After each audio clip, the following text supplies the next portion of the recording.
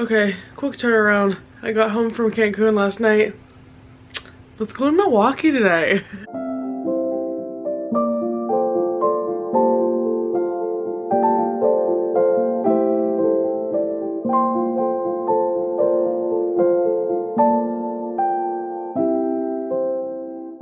Obligatory Goodwill book section stroll. What'd you find? You found both of these, and I said yes, I will. What did I find? Gracefully, which I've always wanted to read, and Malibu Rising. For $3? For $3? Oh my god, that's how much taller I am than you.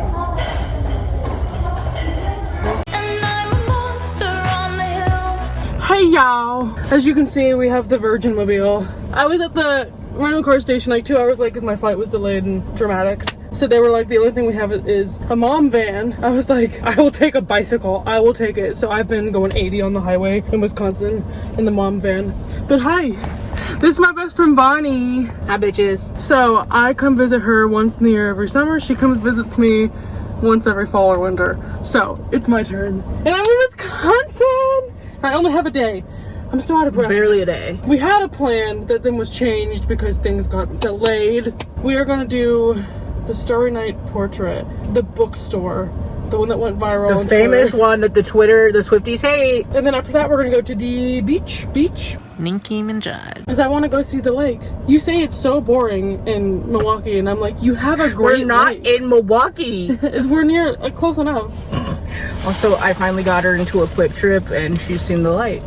However, as a Buc-ee's stan, Buc-ee's is not a gas station. It's a store with gas. we call that a gas station in the South. Would you call a Sam's Club a gas station? If it has gas. Meyer has a gas station. It's a grocery store. Anyway, now we're gonna go to that Starry Night portrait, and it's 4:30. We need to go. Just Kadosha tings. This is someone's house, but we will be taking a picture here.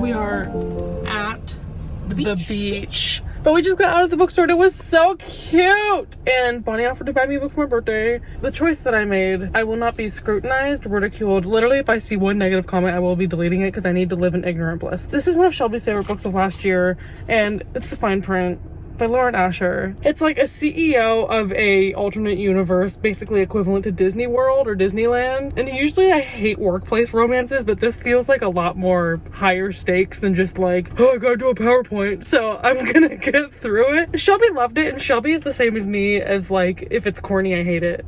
She said it starts out corny, but it gets better, and this is the first in a series. I was nervous to get this because there was also a copy of Legends and Lattes, and I was like, do I just play it safe and get a book that I've read and loved? But I decided to just jump in and try this. So again, if you Jump in with Corbin Blue. That's the book I got. What about you? I got Yerba Buena. I don't know what it's about, but it's by Nina LaCour. She's one of my favorite authors of all time. And I haven't ever seen this cover. I know, it's so pretty. They changed it for the paperback, which is good because I have all her books in paperback, which is why I didn't buy it when it first came out. I'm excited. I know it's gonna be good. It's Nina LaCour. I don't know if you could tell by me taking my hair down, but it is time to go on the beach. I couldn't find a straw blem, but I found a watermelon blem. So we have watermelon sugar lemonade. I don't know if you can tell, but we are just gonna sit on our butts, and I brought the book I'm currently reading.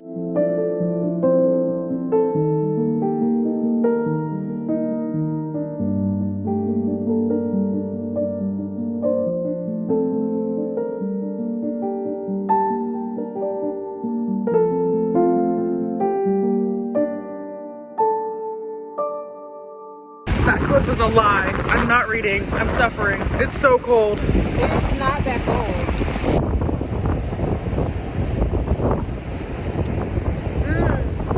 like summer.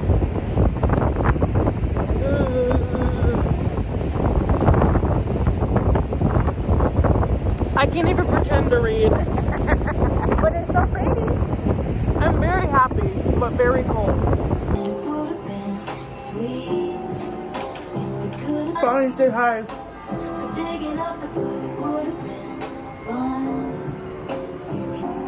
Just in case I haven't had a single vlog clip that is coherent, here's a clip that somehow will tie one clip to the next. I'm home from my travels. I have nothing planned for the summer, so the craziness of all the travel is done. It was just my birthday, and my parents come over today, and I got an air fryer. Send me out your air fryer recipes. I'm so excited. I was gonna do a reading update. Now I don't remember what I'm reading.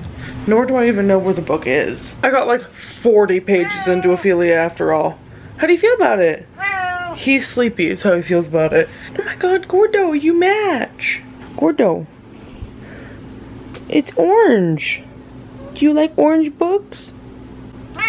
You'll have to ignore the way that I look because I have been at the pool for like 2 days straight. I freaking love Texas, man. I will be in that swimming pool. I don't have much to update on except I'm currently reading 2 books. One of them you know of. It is Miss Ophelia. And also I've had this book on my nightstand for months and kind of forgot to pick it back up and read it, so I decided I just need to finish it. And it's Hood Feminism by Mickey Kendall, which, call out time, I started this for Black History Month and only read like 3 chapters of it. So, yikes. I went through and reread some of my quotes that I marked that I liked from this, and honestly, diving back into it, it like rekindled my memories of this. So it's been pretty smooth sailing. I'm 100 pages into this.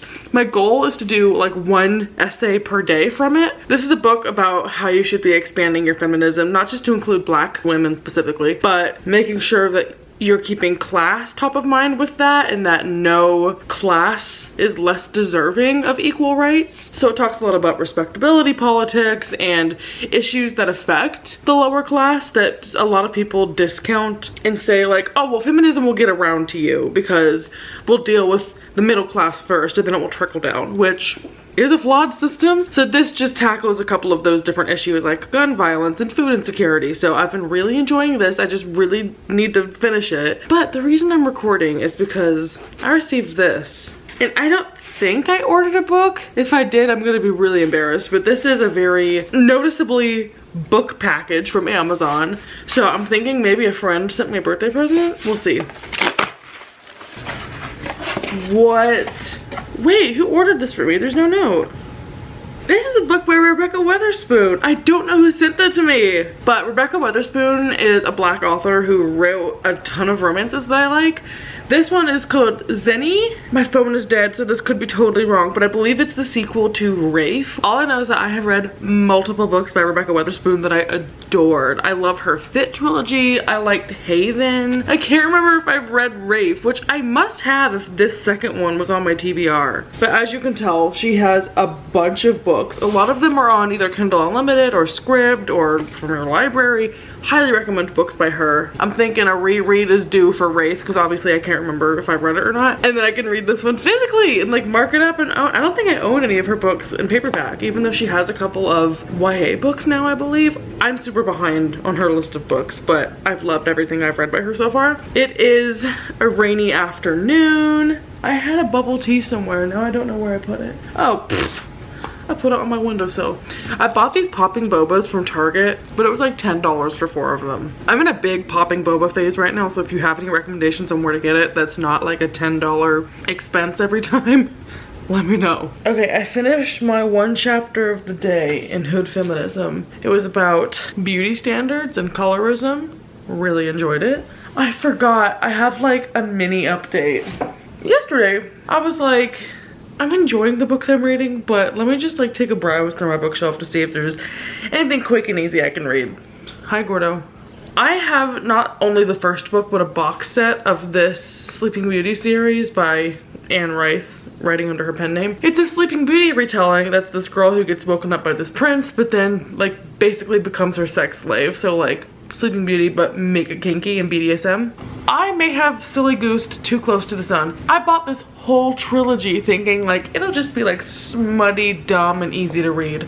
What I did not understand was the author did not break canon by making her older, and this is a 15-year-old girl being paraded around naked, spanked every 5 minutes, and everyone in the kingdom who's a sex slave is basically a teenager.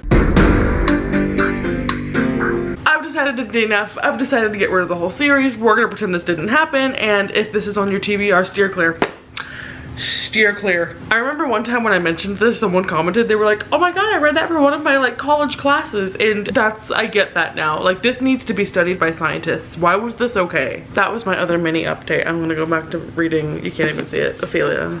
I am terrible at committing because I'm here with 2 reading updates, and they're not the books that I had set out to finish at the beginning of this vlog. So to preface this first one, I'll have to first explain, this has changed my life. This is a panda planner that my mom got me for my birthday like 3 years ago, and I have not used until now. I'm working with my therapist on time management and getting things done and not feeling as overwhelmed with tasks. So I've started filling out a daily planner. I don't love this one, like it's a little bit, here's my affirmation and the things I'm grateful for. And I'm like, no, I need a poop tracker of what the consistency of my shit was today. I need to get back into a cleaning routine. So I was looking at my shelf and I was like, what would make a good audiobook just for me to do something while I clean? And I don't know if anyone else has this problem, but I enjoy audiobooks. I like them. I definitely would listen to more of them. But the thing I've learned about myself now is it will go in one ear and out the other. I will enjoy it as I'm hearing it, but I will not retain it. To some degree, I kind of tune out parts of it, so I finish a book having half comprehended it. And sometimes the audiobook narrator just makes the content sound different than it would be if I read it in my head. I've kind of sworn off audiobooks for the past couple of years because I want to give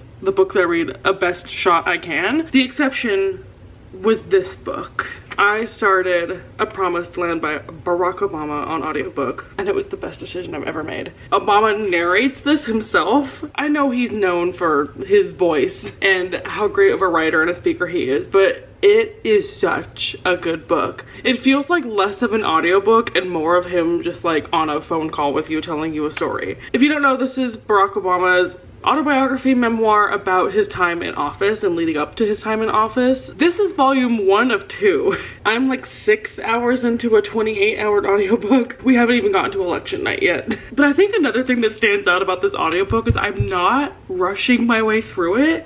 Usually I'll put an audiobook on like 3 times speed and then I sit there and compare it with how fast I'd be able to read it physically, and I'm like, it would be more worth my time if I do it physically. But on this, I'll just pick it up when I pick it up. I'm really enjoying it. Like, I've wept multiple times already listening to this, partially because I'm a child of the 2010s and so I grew up with him basically, but I never really knew the background of the campaign. Obviously I was like 10 when the election happened, but it's so interesting. This book is going to be so important, not just for right now, but in the future years. And I can't believe like we're living in the time that it's being published. Like, this came out in 2020 and the sequel or follow-up volume 2 isn't even out yet, I don't think. So highly recommend this audiobook already. And then I started another book, and this kind of doesn't even count because I'm not even that far through it, but I know earlier in this vlog you watched me open a present. I found out that's actually from my friend Sonia. I thought I had read the first one and I have not. So I ran to Kindle and I downloaded the first one, which is called Rafe.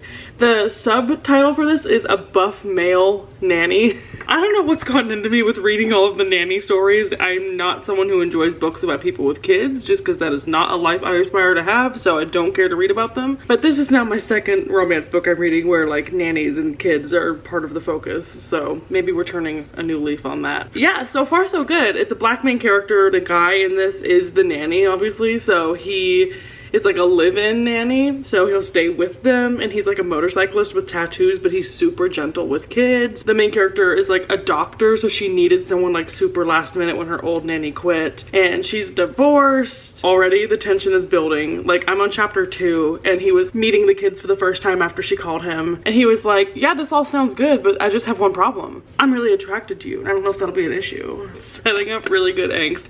I've read and loved this author's books before, so I guarantee this is gonna be like 4 or 5 stars. And now that means I'm currently reading 4 books at the same time, which is so cool. I've been trying to read a chapter every night of Hood Feminism, but the tasks are taking up a lot of that time. I have this idea in my head that I'm going to get to a place where I don't have anything to do in my life, so I can focus on things like exercise and reading. But every day I find something new in my apartment that I need to do, like dust my vents, or put away toilet paper that I bought, or mail a letter, or wash my tennis shoes that I walked through mud in. Are any of y'all stressed out by life's unending waterfall of things you have to do that never truly stop, like washing dishes? Okay, we're gonna try this angle out. I feel like I'm 5 years away from the camera, but it's fine. Happy Sunday, happy Father's Day. Yesterday I stopped by the library because I had a hold to pick up. While I was there, they had some new releases on the shelf in the front, so I picked up some more books. Long story short, I've got a library haul. The book that I put a hold on to go get is one that I had not heard of, but I was instantly obsessed with this cover and the title. It's called The Skin and Its Girl. This is by Sarah Cipher. I saw this on Goodreads in like an LGBT recommendation, so I think it's about a queer girl. She's Palestinian American. I'm gonna go into this without that much of an idea of the plot, but I know it's about family history and questioning sexual identity. I think like her grandmother may have been an illegal immigrant into the US.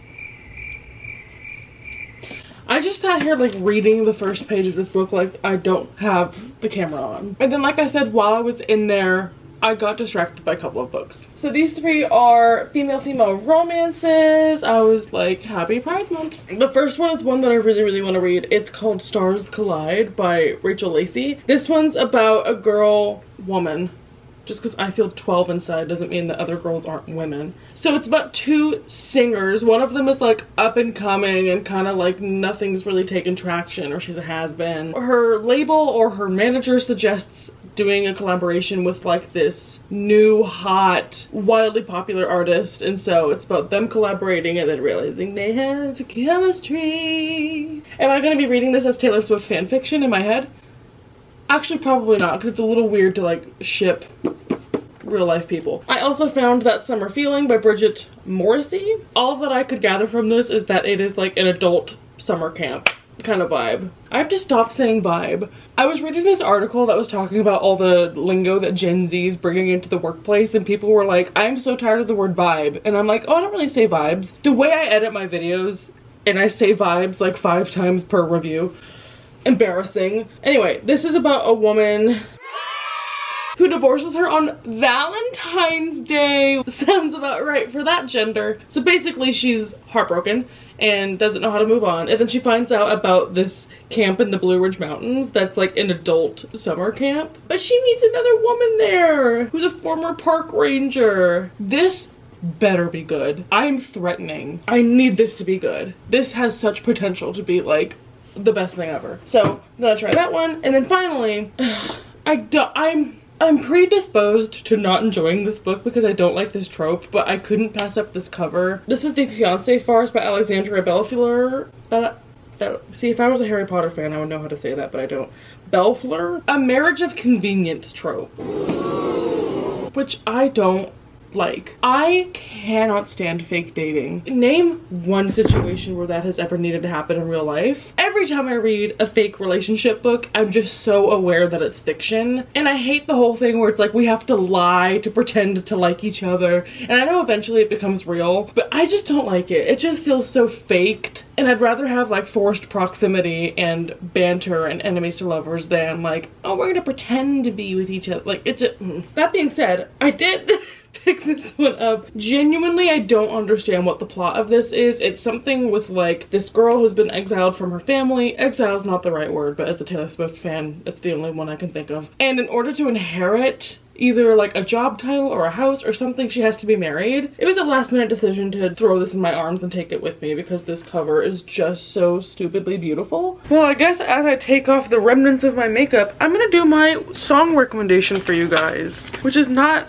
an ongoing series, but I don't know if you can tell, I just finished crying a little bit to the music video for Labor by Paris Paloma. It's a song about like how men expect a ton of women, and the bridge of that song makes me cry. It's not even a sad song, it's like an angry song, but I get so worked up over it. But I've been newly obsessed with her song called Notre Dame, which I would say if you were a fan of like the folklore Evermore kind of sensation of the artist writing an album kind of as a story and not really autobiographically, Notre Dame is kind of about exactly what the title entails. It's a person who's like living in the rafters of the church and like watching the churchgoers come and go. Honestly, there's probably some meaning to it that I haven't unpacked. It could even be from the perspective of a pigeon and I don't know any better, but it's just so atmospheric. It makes me feel like so transported every time I listen to it. I am obsessed with it. I am obsessed with the ambiance of it, and her voice is so beautiful. I'll link it down below. I'll do whatever I need to get you to listen to it. So in the absence of a reading update, I did have a music update. There you go.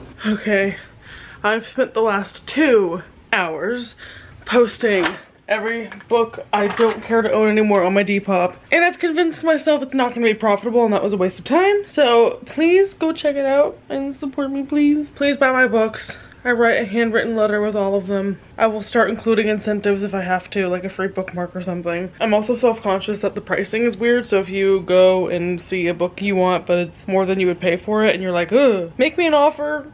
I have a problem where if it's after dark, I'm like, oh no, productivity hour's over. So I don't get anything done after a certain time, but I'm trying to be like, you can still go for a walk in the dark.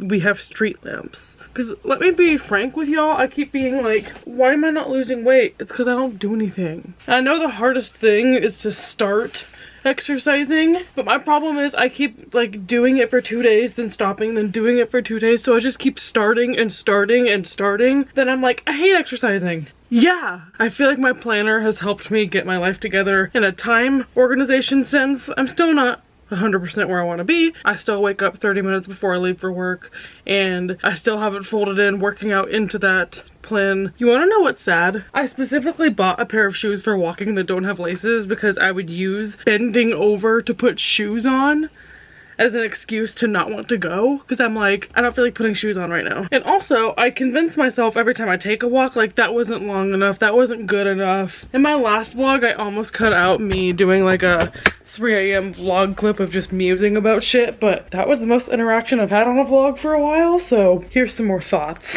Okay, Gordo, I'll be back in a half hour. Are you gonna stink while I'm gone? Good boy. Not a thought in that head.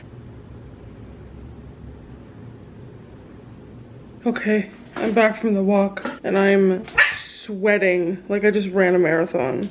You can't even tell. Just kidding, I'm not sweating. Well, I picked up my mail and I got this. So, time for a little bit of a decoration.